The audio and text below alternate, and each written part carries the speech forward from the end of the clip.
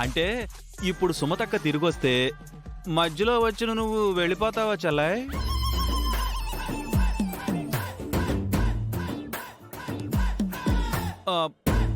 ఇక్కడ లేని వాళ్ళ గురించి మాట్లాడకన్నయ్యా. అలాగే. ఇన్నాళ్ళు మీరు కూడా ఆఫీస్కి వెళ్లారు. మీ గురించి ఆఫీస్లో ఎలా మాట్లాడుకుంటున్నారో మీకు తెలుసా అత్తయ్య? మహా గురించి ఎవరైనా ఎక్కడైనా గొప్పగానే మాట్లాడుకుంటారు. మహావదిన ఉన్నా లేకపోయినా తన విలువ గౌరవం ఎప్పటికీ తగ్గవు. కానీ కొన్నాళ్ళు మహాలక్ష్మి అత్తయ్య లేకపోవడం వల్ల జనార్దన్ మావయ్య గ్రాఫ్ పడిపోయింది కదా.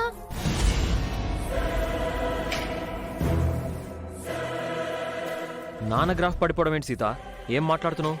మావయ్య విద్యాదేవి టీచర్ని పెళ్లి చేసుకోకముందు ఆఫీస్లో ఏం జరిగిందో నీకు గుర్తులేదా మామా?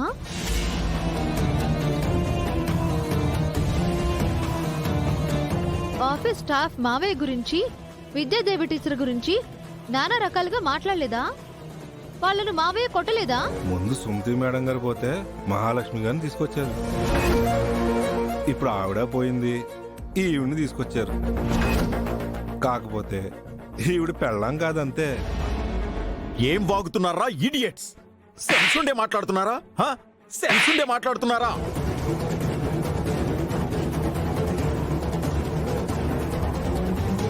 అయితే ఏంటిప్పుడు? నేను ఆఫీస్కి వెళ్తే నా గురించి కూడా అలాంటి మాటలే మాట్లాడతారా? ఎందుకు మాట్లాడరు? ఖచ్చితంగా మాట్లాడతారు. మన ఆఫీస్ వాళ్ళు మన ఇంటికొచ్చి మీరు విద్యా టీచర్ని పెళ్లి చేసుకున్నారు అని మీకు బొకే ఇచ్చి వెళ్లారు కదా మామయ్య. విద్యాదేవి టీచర్ ఇంట్లో మీ భార్యగా, ఆఫీస్లో చైర్మన్ గా ఉంటున్నారు అని వాళ్ళు అనుకుంటున్నారు కదా. ఆవిడ చైర్మన్ ఏంటి సీత? ఎప్పటికీ మహానే చైర్మన్. మహా లేనప్పుడు ఆవిడ చైర్మన్ అయింది చెల్లాయ్. ఆ పదవి మీకు ఇస్తామని జనాభా అంటే మేం చేయలేము అన్నారు కదా. ఈ రామ్ కూడా మేనేజ్ చేయలేను అన్నాడు.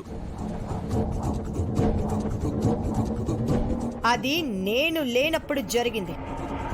ఇప్పుడు నేనొచ్చాను కదా, ఏంటి సమస్య అని అడుగుతున్నాను. మీరు తిరిగి రావడమే సమస్య అని నేను అనను, కానీ మీరు ఆఫీస్కి వెళ్తే మాత్రం సమస్య అవుతుందత్తయ్య. ఎందుకవుతుంది సీత? మహాలక్ష్మి అత్తయ్య లేనప్పుడు మీరు ఇంటి కోసం, మీకోసం, ఆఫీస్ కోసం విద్యాదేవి టీచర్ని పెళ్లి చేసుకున్నారు. ఇప్పుడు మహాలక్ష్మి అత్తయ్య తిరిగొచ్చిందని విద్యాదేవి టీచర్ని పక్కన పెట్టి మహాలక్ష్మి అత్తయ్యను మీరు ఆఫీస్కి తీసుకువెళ్తే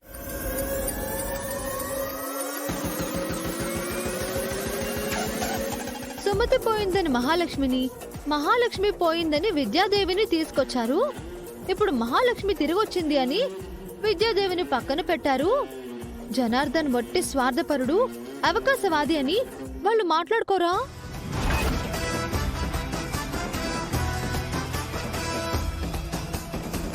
అవునవునవునవును, నరం లేని నాలుకలు తప్పకుండా మాట్లాడతాయి సీత.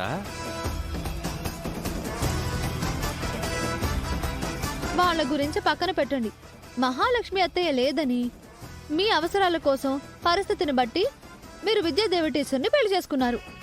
ఇప్పుడు ఆవిడొచ్చిందని ఈవిడ్ని పక్కన పెడితే ఈవిడ ఫీల్ అవ్వదా మామయ్య? మరి మీరు చేసుకున్న పెళ్లికి అర్థమే ఉంటుంది. విద్యాదేవి టీచర్ మీకోసం చేసిన త్యాగానికి విలువే ఉంటుంది.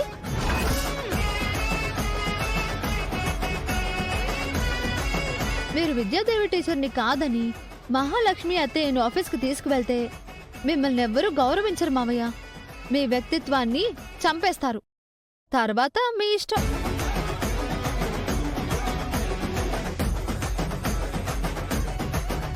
బావా, బాగా ఆలోచించి నిర్ణయం తీసుకో. అసలే ఇది సున్నితమైన విషయం.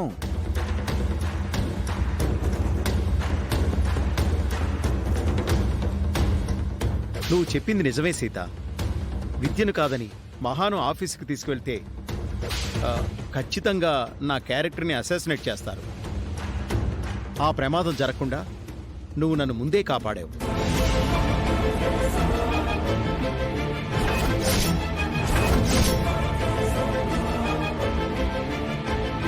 నువ్వు కొద్ది రోజులు ఆఫీస్కి దూరంగా ఉండు మహా.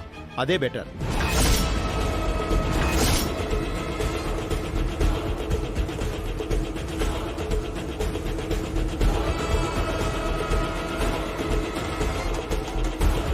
నేను విద్య ఆఫీస్కి వెళ్తాం, నువ్వు ఇంట్లోనే ఉండు.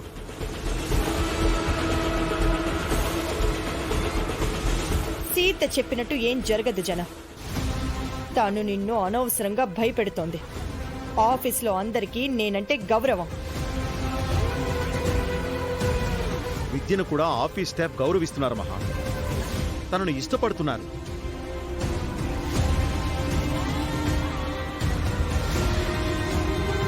అయినా ఆవిడకి బిజినెస్ గురించి ఏం తెలుసు అన్నయ్య? అలాంటి ఆవిడ చేతిలో ఆఫీస్ మొత్తం పెట్టేస్తావా? మీకంటే తనకెక్కువ తెలుసు గిరి. మీ వల్ల కాదు అంటేనే తన ఆఫీస్కి వచ్చిందని గుర్తుపెట్టుకో. ఇప్పుడు మహా వచ్చింది కదా బావగారు, బిజినెస్ గురించి మహాకు తనకంటే ఎక్కువ తెలుసు కదా. మహా లేనప్పుడు ఆఫీస్లో విద్య కొన్ని చేంజెస్ చేసింది.